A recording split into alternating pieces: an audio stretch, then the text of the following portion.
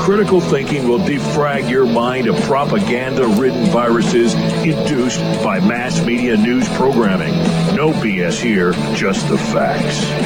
And now we present to you America's quintessential iconoclastic anomaly. Wow. In talk radio, your host, Joe Cristiano. Welcome, everyone, to Liberty Talk Radio, America's libertarian voice, broadcasting from our studio in Tulsa, Oklahoma, to around the world. I'm your host, Joe Cristiano, and this is your antidote to popular talk radio. Folks, it's time for us to take back control of our government now before this bureaucratic, oversized, and self-serving federal government starves us of our property, our freedom, our rights, and our liberty. But to do this, we must shed conventional thinking regarding our political structure. We need to be revolutionaries in thought, dissidents in action. Only after we recognize what our government is doing to our freedom and our Constitution will we start taking it back. And this program is just about that. Today we're absolutely pleased and honored to have as a returning guest Mr. John Whitehead. He's an attorney and author who has written, debated, and practiced widely in the area of constitutional law and human rights. He is the president of the Rutherford Institute and author of Battlefield America, The War on the American People. Please join us and call in with your questions and comments during our live broadcast, 646-652-4620, and press the 1 button if you want to ask a question or make a comment. John, welcome back to Liberty Talk Radio. Hey, thanks for having me on. John, as a springboard, I was reading just the other day an article in the Future of Freedom Foundation, Jacob Hornberger's organization, and you had an article in there, imagine a boot stamping on your face. And the gist of the article was that if you want to know our future, if you want to predict the future, just watch certain movies, and you list them all. And I couldn't agree with you more. And there's Fahrenheit 451, and in fact, that's the temperature in which books burn, that book burning, 2001 Space Odyssey, Planet of the Apes, and The Matrix, and it goes on and on. 1984 obviously is the classic. Now, there was one that I'm sure that's not an exhaustive list, but I wanted to ask you, would not network, where that phrase comes from, I'm damn mad, I'm not going to take it anymore, would that not fall in that same category? I'm just curious. I'm mad as hell. I'm mad as hell and I can't take it anymore. Yeah, you're breaking up a bit on me. Are you talking about the movie Network? Yes, the movie Network. Oh, you're breaking up? Are we having a problem on the board? Yeah, it's a good film. Yeah, it's a great film. Yeah, I mean, I think the issue there is you have to be careful what you're watching on television. 3 years ago, actually, we turned the television off. And I'm amazed now that when I do see television when we're in restaurants and stuff, how plastic it looks. And it's a little concerning, but you can get your basic information off the internet, reading books, stay informed, but most people just sit and watch television. Right. And what you see on television is controlled by 6 major corporations, all which the United States government. And you're not, and it's filtered. I mean, there's evidence that just broke that the Pentagon has worked on 1,800 movies where they go ahead and edit what's said in the movies and over the air and stuff like that. And you're going to see that, I think, with mainstream television as well. So what I'm telling people is if you want to know what's going on, go to good websites like Hornberger's mine at Rutherford.org and get up on the news. See what people are saying from different areas, because what we have to be concerned about, and I've written on this, the Pentagon has put out a training video for their troops as well as the police. They're predicting the country's going to break down by 2030. Economic breakdown. Essentially, there's going to be mobs in cities. They're going to have to impose martial law. And there are a number of scientists who are saying the same thing. Economically, we do not look good. And a lot of young people are graduating from college today with law degrees and whatever, they can't get jobs. They're making $20,000 a year and they owe $300,000 in loans. Right. So we're facing a future, in my opinion, that everything Orwell says in his book 1984, he said, imagine a boot stepping on a human face forever, stamping on a face forever. To me, that is going to be the future. I'm going to tell people this is really key. This is all I do is I write it out and study it. We have a short window, folks. Yeah. If you don't get the government back, I mean, the Department of Homeland Security ordering 1.6 million hollow point bullets for their troops. You know, hollow point bullets, when they hit, they expand, like blow your arm. Right, I'm familiar with them. God. Federal 800, over 150 bullets, and some of them passed out to local police. So they're expecting something going to happen. That's why you're seeing all the line.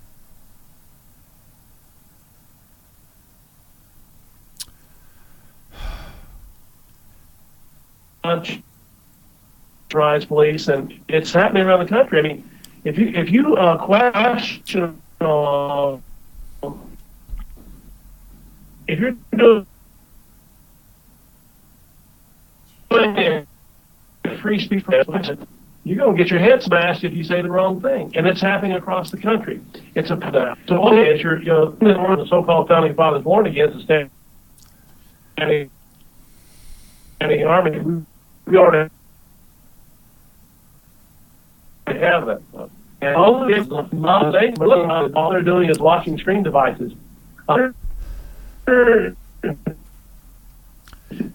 John, we're having an internet. 51 hours of television a month, the average American watches. Young people on 10 hours on screen devices. Yes. So they're watching. Yes. They're being fed. John, we seem to be having a video problem and a voice problem.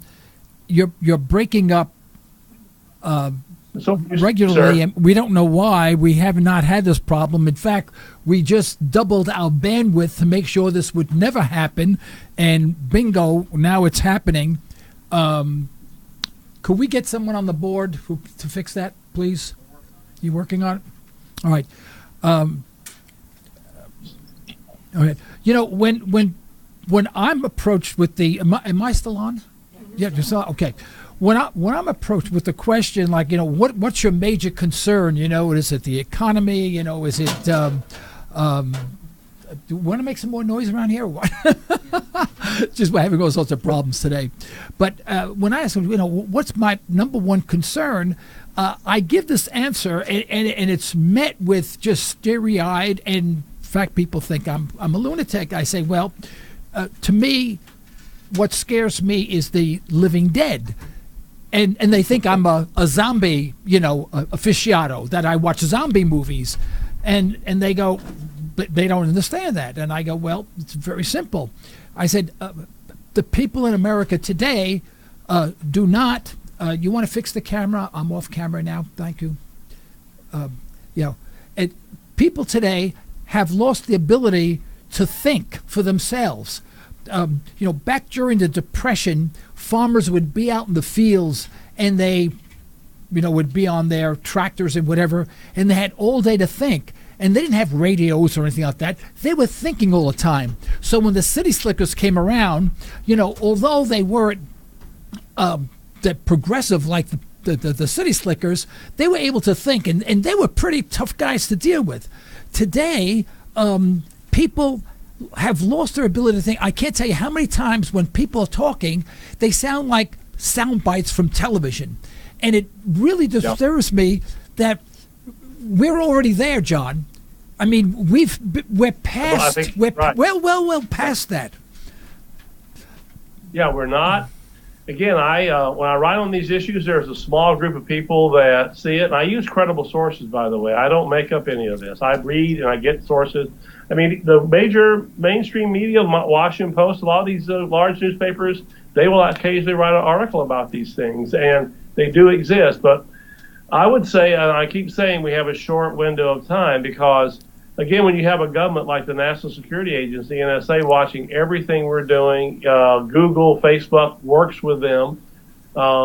They know everything you're doing, and you make the slightest mistake. People say to me, if you have nothing to hide, what are you worrying about? Oh, yeah. Well, here's the shoot. Let me give you a case that we handled a couple of years ago. His name was Brandon Robb. You can go to our website, Rutherford.org, and read about it.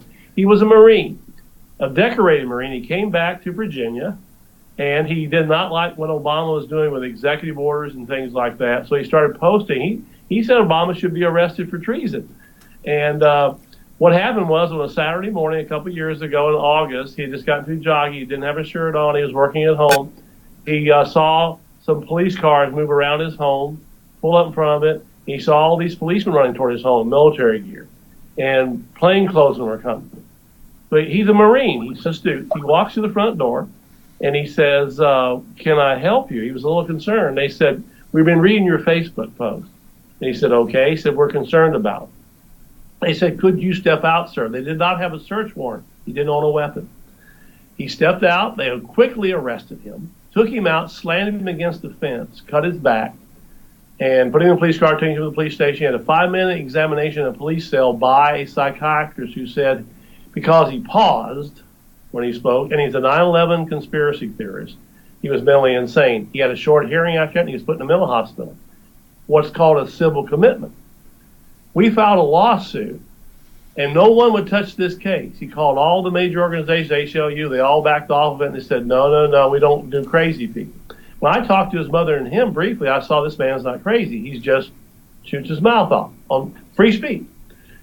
We got him out in a week. A judge ruled there was no basis to keep the man in there. And I studied the issue. 1.5 million people disappear into mental hospitals each year under these civil commitments. They're just gone. Unbelievable. This is the amazing thing. The Thursday before we got him out, he called me from the mental hospital and he said, John, I'm scared. This is a 6'4" Marine. I said, what are you scared of? And he said, I have a psychiatrist here. He's on the phone listening. He says he's going to force medications on me. He's going to brainwash me. And I said, you tell that psychiatrist that, A, you have to have a court order to force medications on anybody in Virginia. And number 2, we're going to sue him for this kind of action. We did. The court ruled that they have qualified immunity, the police, everybody. And that's 99% of the time. There's nobody held liable for these things. Right. We got the man out today. He's a good citizen today. I see him a couple times a year. He comes by and talks to me.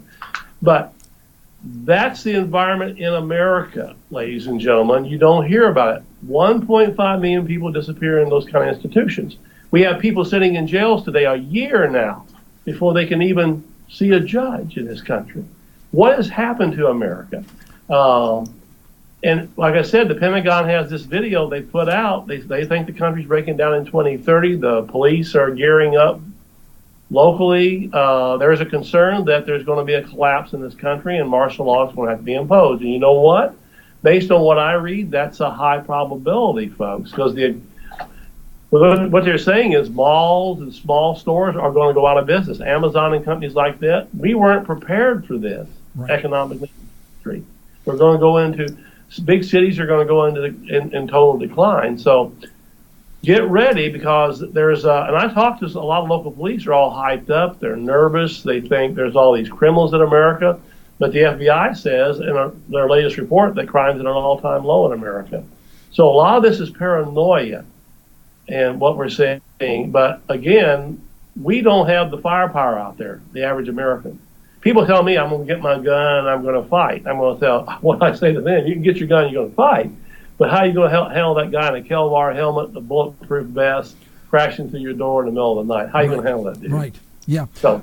Yeah, and all the indicators are there. What really concerns me is that every once in a while I get insane and I'll turn on mainstream news, and it could be Fox News, MSNBC, NBC, any one of them. I just stop there.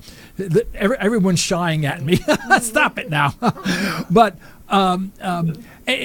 But they don't talk about what's really going on. They talk about a problem in an obscure country that I couldn't find on a map. And I go, hey, how about talking about the state of Illinois that's bankrupt?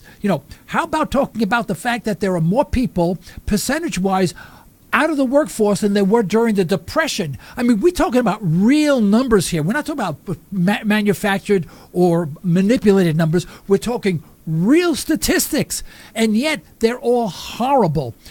How do we sustain a country when we're going to go $1 to possibly $2 trillion in debt, in current year's debt, additional every single year? I remember when Ross Perot was running for president in 1990, I believe it was, and we were approaching $4 trillion in debt, and he said, this is unsustainable.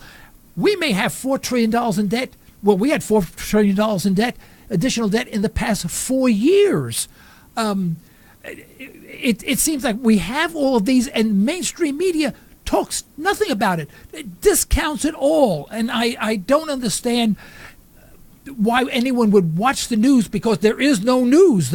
If they gave you the true news, there would probably be panics in the street by tomorrow. Well, the police unions are very, very powerful. I've done some national shows where I've talked about these issues, and I had one now, I won't mention his name because he said, please don't talk to anybody about this. But I did a national TV show, and then he wanted me on his radio program the next day. I show up for the radio program, and he says, we really can't talk about these issues today.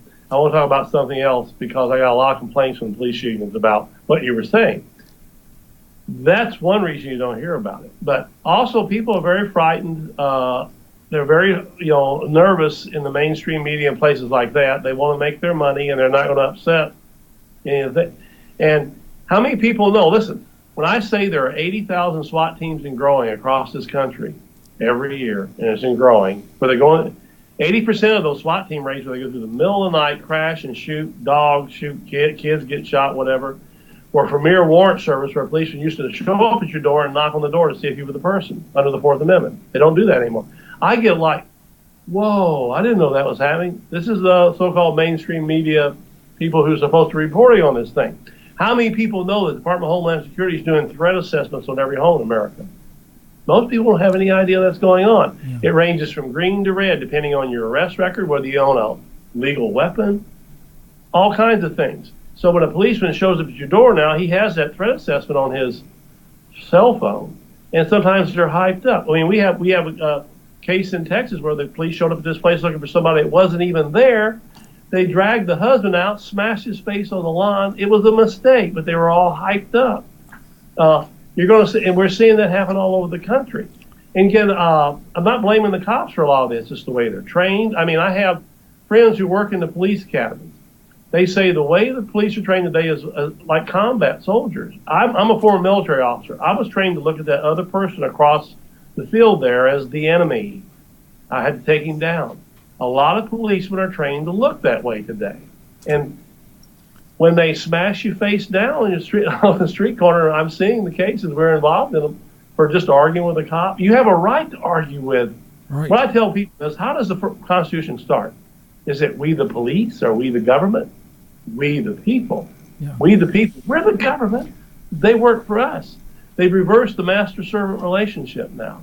And most people, like you said, they just go along with it. And listen, in my book, Battlefield America, I did an in-depth study of Nazi Germany. Folks, we're repeating it. Right. We're listening, and we're agreeing, and we're going, we want to keep safe. We want to make America great again. We want to do all these things. But listen, we're willing to throw our liberties and freedoms overboard, and in the end, we're going to throw our fellow citizens overboard, and then eventually they come to knock on our door. And I believe this to be true. Most Americans, they won't get it till the knock comes on the door. And that's happening more and more, by the way. And we've done papers on, go to our website, Rutherford.org. Knock and talk is a big thing today. Police will knock on your door just to check. If you're going to do a free speech protest, they go on social media and study you. And then they knock on your door to talk to you. The FBI has trained them to do that. The FBI has been doing that for years. And people are afraid to show up to a free speech protest. Yeah. That's the landscape. Yeah. Yeah, I just find just absolutely amazing that the mainstream, all the regular television programs, maybe except for RTV America, I mean, they have some news you can discern. Obviously, many of those that used to be on mainstream television are now on RT, Russian television. Anyway, and I'll watch some of the programs on there. At least I get a flavor for what is going on. What's interesting, if you watch RT and then you watch mainstream television, I mean, the contrast is absolutely amazing. I know people who actually say, but Joe, you're wrong. Trump is going to make America great again. I mean, they're repeating it. I say, oh my God, we have robots over here. People have been brainwashed to think that this guy who's in office is going to turn everything around. And thus far, I think I'm more frightened today than I was the day he was elected.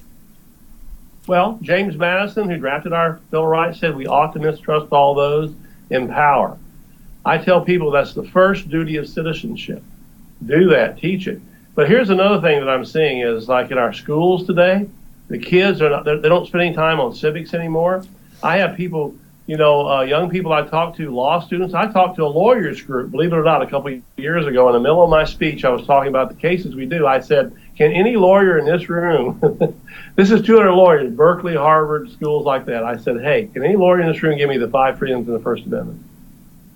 And they started, my wife was at the back room. She said they were debating some of them going, what is in the First Amendment? One guy started to raise his hand. I started to call him. He put it down real quick. And I looked at him and I said, gentlemen, it's time to get educated. Educate your kids. And the kids in the schools are not getting that information anymore. So if you don't know your rights, you don't know that you have a right to say no to the government, what do? You say yes, put your head down, watch your screen device. And here's the thing. You get on there and you decide to say no once or twice, or I disagree with it. Bingo, that's alerted to the government and your threat assessment goes up. And they're watching you even closer. Yeah. Those are the facts, folks. Yeah. John, you think Trump was a better option than others? You think there's any redeeming value in him being president, in restoring any of our freedoms? Do you see any of that at all?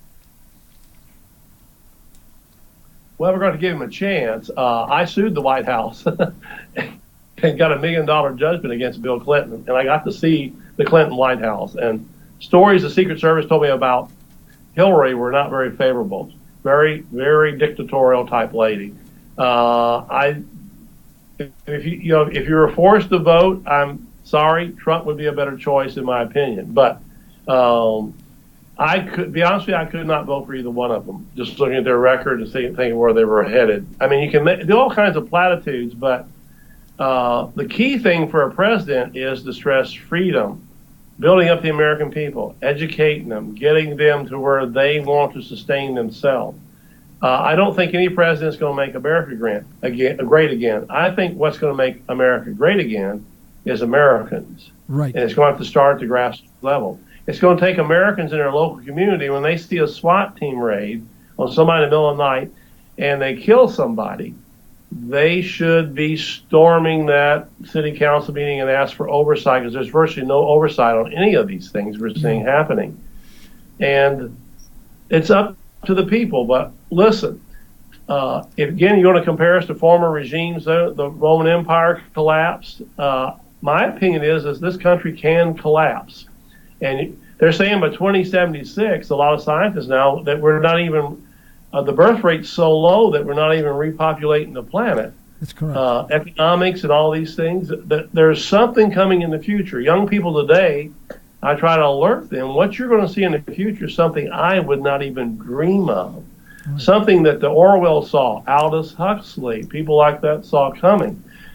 Martin Luther King saw it coming. He talked about it, but the FBI collected 17,000 pages of information on him and tried to destroy his life. And he was calling for militant nonviolent resistance and shutting the government down by the end of his life. He said they don't listen to us anymore.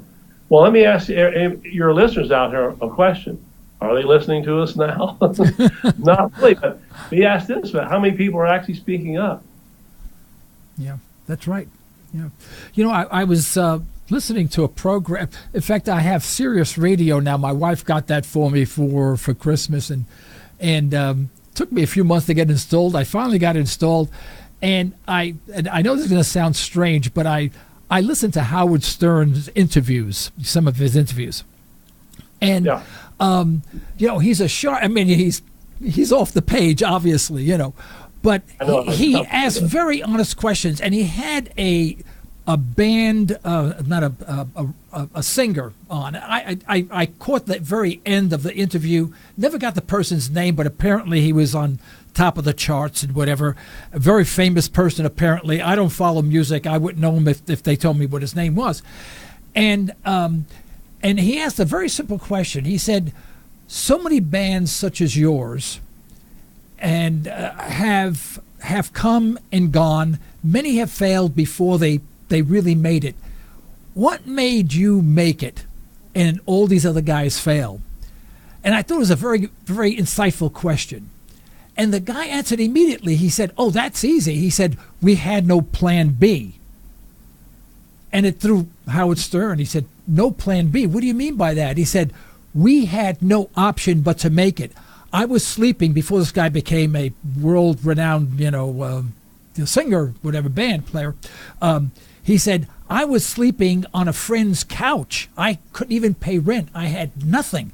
I had no plan B. And he said, if you look back at all the bands that were better than us, that didn't make it, they all had a plan B. And today, our government is the plan B. If you don't have a job, don't worry. We have plan B. We can put you on food stamps. We can give you rent subsidies. In other words, there's always a plan B. When my father came here from the old country, penniless, absolutely penniless, didn't speak the language, had nothing, he worked, and he got beat up he used to complain, he used to get beat up in a Polish piano factory, because he was the hardest working guy there. But he had no plan B, and my father eventually had his own company with 200 people working for him and still didn't speak the language.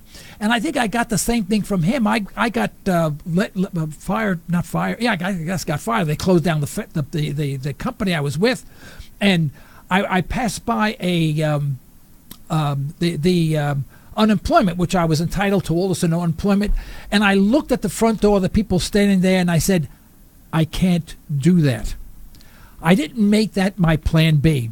And I actually went to work and started my own company. And today I have the largest occupational health testing company in the state of Oklahoma.